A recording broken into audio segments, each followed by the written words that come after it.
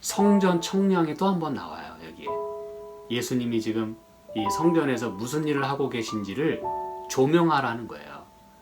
그걸 생각하라는 거예요. 이 다시 예언하게 되는 일에는 성전 청량이 포함된다는 것이에요. 그걸 다른 말로 하면 다시 예언하는 일은 바로 성전을 다시 청량하는 일이라 그것입니다, 여러분.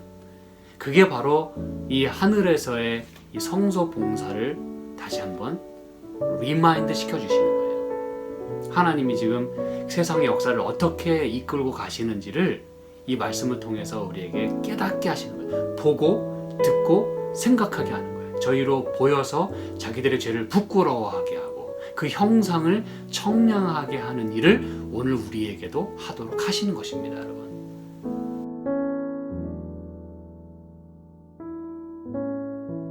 네, 흘러나오는 아름다운 음악을 계속 듣고 싶은 이 아침입니다.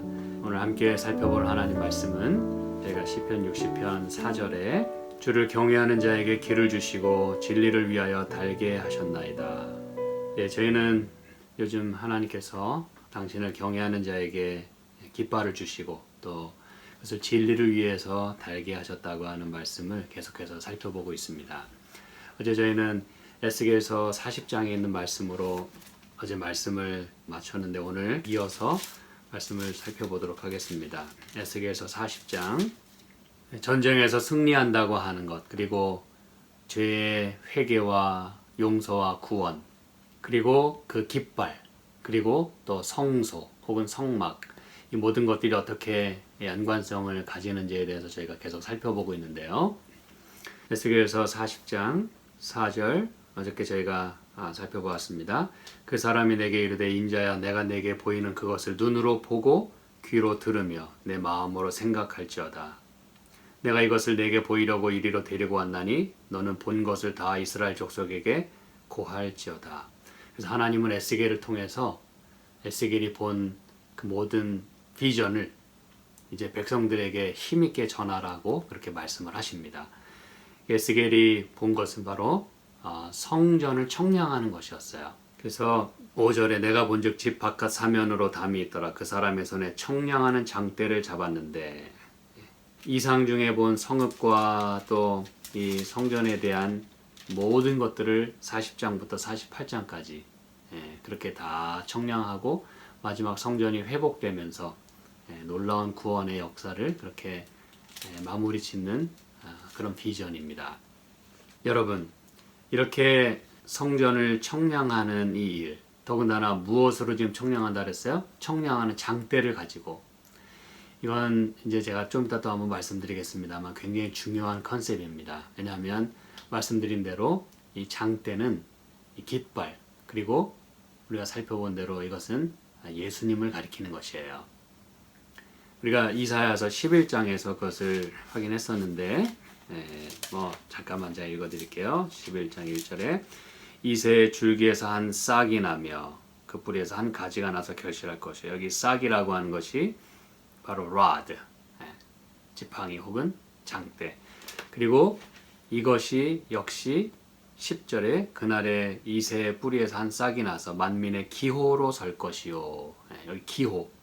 이것이 바로 다 깃발, 막대기, 또 장대, 다 이제 같은 말이 되겠습니다. 그래서 우리 예수님은 성경에서 말하는 그러한 장대시고 또 만민의 기호, 깃발이 되신다 그랬어요. 그래서 이 청량하는 장대로 이렇게 청량한다고, 이 measure 한다고 하는 것은 여러분 예수님의 생애와 봉사, 그분에 대한 예언, 그분의 하신 모든 일과 그분의 말씀으로 그 모든 것들을 다 적용시키고 그것을 다 대입시키고 그것을 이해해야 한다고 하는 걸 말하는 것입니다, 여러분. 그래서 예수님을 통해서 우리가 전쟁에 대한 이야기, 또 죄의 정결에 대한 이야기, 또 영적인 전쟁에서의 승리 이야기, 이 성전 정결 이야기, 이 모든 것들을 다 예수님을 통해서 그렇게 봐야 한다고 하는 것, 그걸 통해서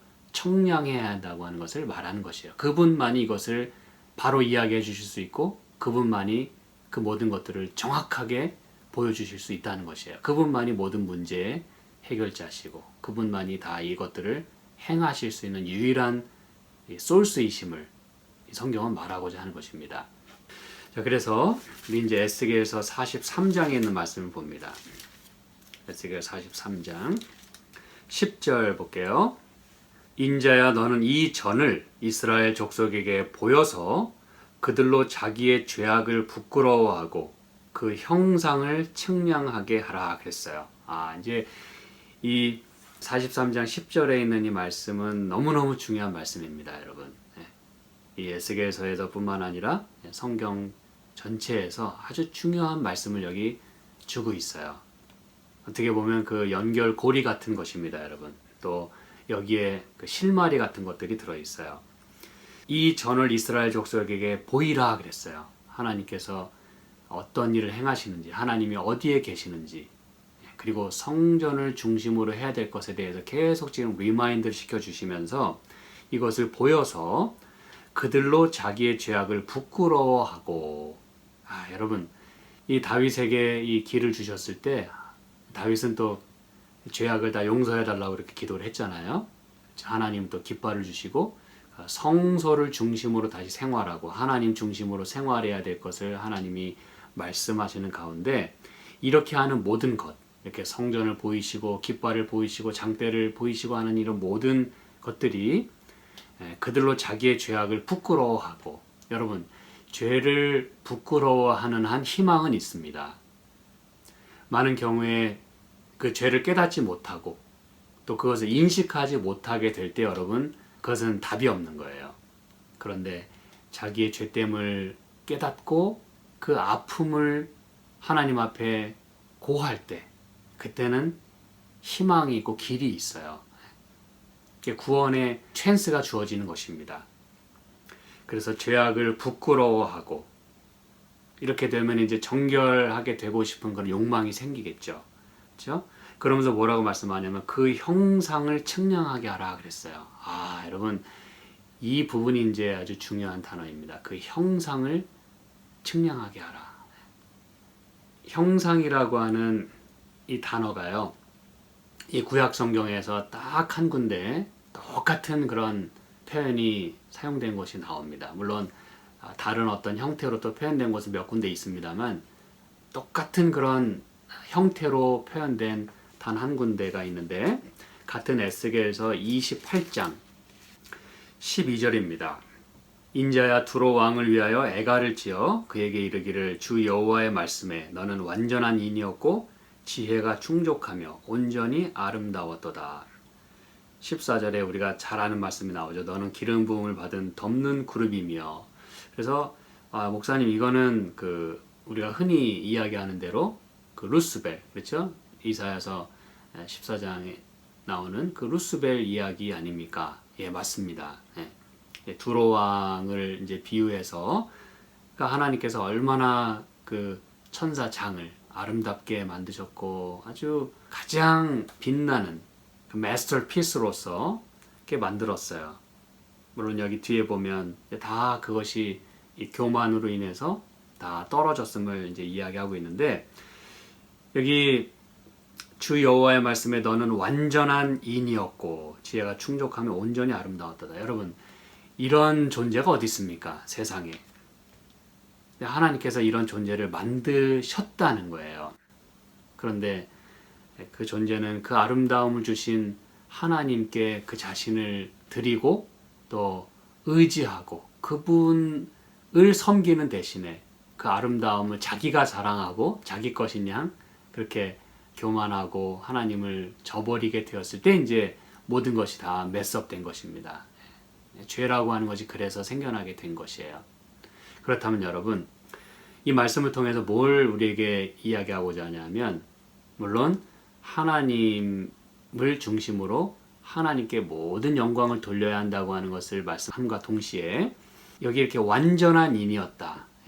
이 완전이라고 하는 표현이 바로 우리가 아까 살펴본 그 형상을 청량하라 할 때 그 형상이라는 단어와 똑같은 단어입니다. 그 형상과 완전이 어떻게 똑같은 단어일까? 이제 여러분이 이것을 잘 생각하셔야 합니다. 여기서 말하는 이 perfection이라고 하는 거, 완전이라고 하는 거, 그것은 여러분 한마디로 그 결정판이었다는 거예요. 뭐 한정판을 넘어서 이건 완전히 그 하나님이 지으실 수 있는, 그러니까 창조에서 보여줄 수 있는 완성판. 그것만 보면 이 창조라는 게 이런 거구나 라는 걸 알 수 있도록 아주 보여주신 분명한 그 example, 창조의 가장 훌륭한 예라고 하는 것입니다. 그 다음에 또 ideal, 아주 이상적인, 그리고 beautiful and exemplary appearance, 너무너무 아름답고 너무너무 완전한 그런 그 모습, 이런 것들의 의미를 가지고 있어요. 이 완전이라는 이 단어는. 그래서 여러분 이건 뭘 우리에게 말하고자 하냐면 여기서 말하는 이 존재는 그냥 아름다움의 그냥 결정판이에요. 그게 가장 아름답고 가장 고상하고 그게 모본이에요. 근데 여러분 그 모본이 떨어졌어요. 타락했어요. 근데 그 아름다움을 만드신 하나님은 여러분 얼마나 아름다우시겠습니까? 그렇죠? 그리고 이 세상에 존재하는, 온 우주에 존재하는 이런 분은 사실 누구밖에 없어요. 하나님이 그렇게 피조물을 당신의 형상대로, 여기 제가 드리는 말씀 잘 들으시기 바랍니다. 당신의 형상대로 그렇게 만드셨어요. 그런데 그 피조물은 그것을 다 깨버렸어요. 망가뜨렸어요. 그러나 그 형상, 그 참 형상은 여전히 존재하시고 그분이 바로 하나님이신 거예요. 그런데 여러분, 사단에게는, 이렇게 타락한 천사에게는 더 이상의 이제 찬스는 없습니다. 그러나 감사한 것은 저와 여러분에게는 찬스가 있어요. 무슨 찬스? 하나님의 형상을 다시 회복할 수 있는 찬스가 있어요. 그 형상의 회복을 지금 여기서 이야기하고 있다는 것이에요. 그 형상의 회복은 우리의 모든 죄가 정결하게 되고 예수님의 모든 사역을 통해서 우리에게 그 모든 것들이 적용이 될 때, 하나님의 형상은 그렇게 회복될 수가 있다는 것입니다, 여러분. 지금 그걸 얘기하려고 하는 거예요. 그래야만 이 전쟁에서 승리할 수 있고, 그래야만 우리의 구원을 완성할 수 있는 거예요. 그래서 이 성경에 보면, 신약 성경에 뭐 여러 표현들이 있겠습니다만, 골로새서 1장 15절에 보면 사도 바울은 그는 보이지 아니하시는 하나님의 형상이요 모든 창조물보다 먼저 나신 자니, 여기 하나님의 그 참 형상. 그래서 여러분 여기 에스겔서 43장 10절에서 말하는 이 전을 보여서 그들로 자기의 죄악을 부끄러워하고 그 형상을 측량하게 하라 할 때, 이 형상은 바로 여러분 궁극적으로는 예수님을 가리키는 것입니다. 유명한 신학자이고 또 모두에게 존경받았던 그 레슬리 하딩이라고 하는 그분이 또 이 성소에 관련된 그런 부분에서 또 그것을 그렇게 지적하고 있어요. 놀라운 말씀입니다, 여러분. 그래서 그 하나님의 성전에 그 형상을 청량한다고 하는 것, 그것은 바로 예수님의 생애와 또 죽으심과 지금도 나를 위해서 어떤 일을 하고 계신지를 함께 예수님을 통해서 조명하라고 하는 놀라운 메시지가 여기 들어있는 것이에요. 그래서 성전 측량, 이것이 그 에스겔 시대에 가장 중요하고 가장 필요한 시점에 이 비전을 주셨는데, 그래서 그 형상을 측량한다고 하는 것, 그것은 바로 성전을 청량하는 것이고, 바로 예수님을 조명하는, 그래서 예수님께 우리의 모든 것들을 향하고 그분을 우리의 생의 중심에 모시고 지금 그분의 성소에서 하시는 일을 오늘 우리에게 apply, 오늘 우리에게 생애에 적용시켜야 함을 이 성소 청량하는 장대로 측량하라고 하는 이 말씀 가운데 다 들어있는 것입니다, 여러분. 이것이 바로 깃발과 관련이 있고, 이것이 바로 죄의 정결과 관련이 있고, 죄의 승리와 전쟁에서의 승리와 관련이 있다는 것입니다, 여러분. 근데 에스겔에게 주신 이 놀라운 비전이 말이죠, 여러분, 신약 시대에 와서 또 가장 중요한 시점에 이 비전이 또 한 번 주어집니다, 여러분. 그게 어느 시점 또 어느 부분에 이것이 주어지는지 아십니까, 여러분? 우리 요한계시록 10장에 있는 말씀을 좀 보겠습니다. 요한계시록 10장 2절에도 그 손에 펴놓인 작은 책을 들고 이렇게 이제 말씀을 하시면서 6절 후반부에 창조하신 이를 가리켜 맹세하여 가로되 지체하지 아니하리니. 오늘 사실 이 말씀을 좀 깊이 연구하면 좋겠습니다만 그저 제가 간단히 말씀드리면 no more time이거든요. 시간이 없다는 것이에요. 더 이상의 이 예언과 관련된 시간은 더 이상은 주어지지 않았다는 것이에요. 이때는 우리는 이 성경의 맨 마지막 예언이 1844년에 마친다는 걸 저희가 잘 알고 있어요. 그렇죠? 우리가 이 부분에 대해서는 또 살펴볼 기회가 있을 것입니다. 2300주야와 관련해서 그 이상으로는 더 이상 예언적인 시간은 주어지지 않았어요. 그러므로 1844년 이후로는 언제든지 세상의 종말이 올 수 있다는 것입니다. 이제 그걸 말하는 것이에요. 그런데 그 시점에 일곱째 천사가 소리내는 날, 이게 이제 바로 1800년대를 가리키는 것입니다. 그 나팔을 불게 될 때 하나님의 비밀이 그종 선지자들에게 전하신 복음과 같이 이루겠다. 그래서 놀라운 말씀이 선포되겠다 이것이에요. 우리는 이것이 요한계시록 14장에 나오는 그 세 천사의 기별임을 잘 알고 있어요. 자, 그런데 이제 이 하늘에서 나서 내게 들리던 음성이 내게 또 말하여 가로되 네가 가서 바다와 땅을 밟고 섰는 천사의 손에 펴놓인 책을 가지라.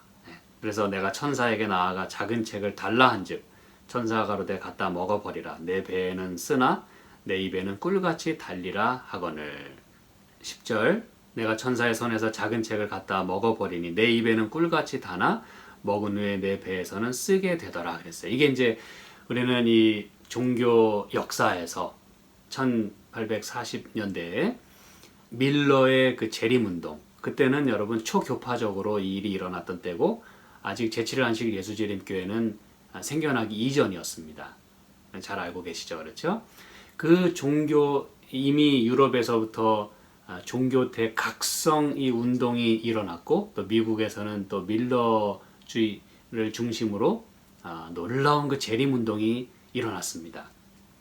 그래서 그들은 2300주야의 끝, 다시 말하면 1844년이라고 그렇게 그들이 계산을 했고 모든 이 초교파적으로 많은 이 성경 연구하는 자들이 그 모든 예언들을 다 연구하고서는 이때는 1844년이다. 그런데 이 성소가 정결하게 된다고 하는 것이 바로 예수님의 재림이라고 생각을 했어요. 그래서 이때 다 예수님의 재림을 기다렸지만 예수님은 오시지 않았어요. 그렇죠? 그래서 이때를 The Great Disappointment, 대실망이라고 그렇게 부르는 것이에요. 종교의 역사에 남을 만큼 그건 대실망의 역사입니다. 그런데 하나님께서는 여기 이렇게 말씀하시는 거예요. 입에는 꿀같이 달지만 배에선 쓰겠다. 이게 이제 그 말씀이에요. 연구를 너무너무 분명히 했고 시점은 분명했어요. 그 예언 연도는 맞았어요. 그런데 그 사건이 예수님이 재림하시는 때가 아니라 예수님이 지성소로 들어가시는 때라고 하는 것을 이때 그들이 이 대실망을 겪고 난 다음에 깨닫게 됩니다. 그게 바로 11절에 저가 내게 말하되 내가 많은 백성과 나라와 방언과 임금에게 다시 예언하여야 하리라. 이 말씀을 통해서 우리는 그거를 분명히 할 수 있어요. 그들은 거기서 좌절하지 않았어요. 그리고 오히려 진리는 더욱더 증진되었습니다. 더 분명하게 이해가 되었어요. 그걸 통해서 신앙은 더 다져졌어요. 그걸 통해서 그들은 더욱더 하나님을 의지하게 됐어요. 그래서 그들이 깨닫게 된 진리가 바로 성소 진리인 것이에요. 그게 왜 여러분 그건지 아십니까? 다시 예언하여야 하리라 그랬잖아요. 그러면서 11장 1절에 잘 보시기 바랍니다. 또 내게 지팡이 같은 갈대를 주며 말하기를. 지팡이, 여기도 이제 지팡이가 등장해요, 여러분. 일어나서 하나님의 성전과 제단과 그 안에서 경배하는 자들을 뭐하되? 청량하되. 여러분 이 성경이 여러분 이렇게 아주 박수를 치게끔 하나님께서 우리에게 은혜를 주시는 거예요. 분명히 말씀을 주시는 거예요. 성전 청량이 또 한 번 나와요, 여기에. 이게 무슨 얘기예요? 예수님이 지금 이 성전에서 무슨 일을 하고 계신지를 조명하라는 거예요. 그 그걸 생각하라는 거예요. 이 다시 예언하게 되는 일에는 성전 청량이 포함된다는 것이에요. 그걸 다른 말로 하면 다시 예언하는 일은 바로 성전을 다시 청량하는 일이라 그것입니다, 여러분. 그게 바로 이 하늘에서의 이 성소 봉사를 다시 한번 리마인드 시켜주시는 거예요. 하나님이 지금 세상의 역사를 어떻게 이끌고 가시는지를 이 말씀을 통해서 우리에게 깨닫게 하시는 거예요. 보고, 듣고, 생각하게 하는 거예요. 저희로 보여서 자기들의 죄를 부끄러워하게 하고 그 형상을 청량하게 하는 일을 오늘 우리에게도 하도록 하시는 것입니다, 여러분. 이건 여러분 보통 말씀이 아닙니다. 다시 예언하여야 하리라. 그러면서 성전을 청량하게 하시고 이 11장 이 15절에 일곱째 천사가 나팔을 불매 그 얘기가 나오면서 19절에 여러분 놀라운 말씀이 주어집니다. 이에 하늘에 있는 하나님의 성전이 열리니 성전 안에 하나님의 언약궤가 보이며 이게 여러분 무슨 얘기인지 아시죠? 지금 다시 예언하고 성전을 청량하는 얘기를 하시면서 요한이 다시 본 그것과 함께 보게 된 놀라운 비전은 뭐냐면 하나님의 성전이 열렸다 그랬어요. 이 성전은 뭘 말하는 것입니까? 지성소입니다, 여러분. 왜? 거기에 뭐가 보이기 때문에? 하나님의 언약궤가 보이니까. 그래서 여러분 우리의 시선을 지금 이 하나님의 언약궤가 있는 그 성전으로 우리를 지금 주목시키고 있는 거예요. 성전을 청량함으로 인해서 그거를 보도록 하기 위한 것입니다, 여러분. 그래서 여러분 이 시편 60편의 그 표제가 뭐라 그랬어요? 수산 에두세 맞춤 노래. 그래서 그 언약궤 이야기가 나오는 것입니다, 여러분. The lily of the covenant, the lily of the testimony. 언약궤와 증거궤. 그거를 생각하고 그 튠에 맞춰서 노래를 부르라고 하는 것이에요. 다윗에게 하나님께서 길을 주시고 무엇을 기억하게 하시는 거냐면 하나님의 언약을 기억하게 하시는 거예요. 이 에스겔 시대에 너무너무 힘들었을 때 포로로 잡혀간 25년이 지났고 그때 하나님의 언약을 상기시키는 거예요. 성전이 이렇게 해서 회복될 것이다. 그의 역사를 누가 주관할 것이다? 하나님이 주관할 것이다. 그들의 삶의 중앙에 계신 지금 가장 힘든 이때에 요한을 통해서 여러분 그 핍박받는 교회에 놀라운 비전을 주십니다. 마지막 때에 대한 비전을 주세요. 그 모든 세상의 역사는 그리고 우리의 죄의 정결과 더불어 우리의 구원의 역사는 지금 예수님께서 이루고 계신다고 하는 것을 지금 우리에게 말씀하길 원하시는 거예요. 가장 중요할 때 놀라운 이 언약궤에 대한 이 비전을 주셨어요. 예수님이 무슨 일을 하고 계시는지, 어디에서 누구를 위해서 이런 일을 하고 계신지. 여러분 이렇게 하나님을 의지하는 한 우리가 전쟁에서 패하겠습니까, 여러분? 예수님의 그 길을 높이 드는 한, 청량하는 장대로 그 성소를 청량하는 한, 예수님을 통해서 그분의 하시는 모든 것들을 지금 우리가 조명하고 있는 한 우리는 결코 실패하지 않습니다. 결코 좌절할 수가 없어요. 넘어질 수는 있어요. 그러나 포기할 수는 없습니다, 여러분. 그래서 여러분 여기 시편 60편에 6절에 있는 말씀을 봅니다. 하나님이 그 거룩하심으로 말씀하시되, 이게 이제 우리가 살펴본 대로 그분의 성소에서 이 말씀을 하시는 것이다 그랬어요. 그렇죠? 하나님께서 원하시는 건 우리의 거룩함이고 그 거룩함의 결정판, 그리고 그 거룩함을 주시는 분이 바로 예수님이신데 그분은 from his sanctuary, 그분의 성소에서 지금 말씀하고 계세요. 내가 뛰놀리라. 그분이 하시겠다는 거예요. 전쟁에서의 그 승리를 가져다 주시겠다는 거예요. 그러면서 여러분, 내가 세겜을 나누며 숫꽃 골짜기를 뭐 하겠다? 청량하리라. 여러분 이게 보통 말씀이 아닙니다. 하나님께서 청량하시겠대요. 그러면 여러분 끝나는 것입니다. 일은 이루어지는 것이에요. 모든 일은 여러분 이렇게 청량함으로 이루어진다고 하는 것을 우리에게 말씀하고자 원하시는 거예요. 그래서 여러분 여기 4절에 주를 경외하는 자에게 길을 주시고 진리를 위하여 달게 하셨다 그랬어요. 제가 이제 오늘 드리는 마지막 말씀입니다. 깃발을 주실 뿐만 아니라 진리를 위하여 달게 하셨다 그랬어요. 제가 이제 내일 진리를 위해서 달게 한다고 하는 말씀을 마지막으로 이제 시편 60편을 마무리할 것입니다. 여러분, 우리에게는 회복되어야 할 진리가 있었다는 것이에요. 그게 바로 성전입니다. 성소 진리입니다. 무슨 얘기인지 아시겠습니까, 여러분? 그것이 우리 마음에 새겨져야, 다시 말하면 그 형상을 우리가 청량하게 될 때 우리에게는 희망이 있어요. 그리고 그 이야기는 뭐냐면 하나님께서 이 모든 것들을 주관하시겠다고 하는, 우리의 모든 구원과 더불어, 우리의 모든 이 싸움과 더불어, 이 싸움에 대하여 답은 하나님께 있다는 것이에요.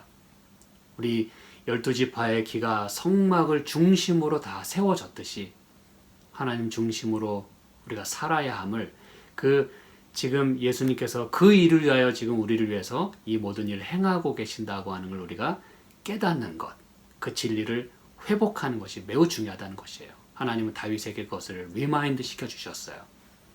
그렇기 때문에 여러분, 다윗이 그 이후로 있었던 모든 전쟁에서 다 승리하게 되는 것이에요. 그리고 마침내 하나님의 그 언약은, 다윗에게 주셨던 언약은, 선조에게 주셨던 언약은 마침내 이루어지는 것이에요. 그리고 그 다윗의 뿌리이자 후손인 예수님을 통해서 이 모든 일들이 다 성취되는 것입니다, 여러분.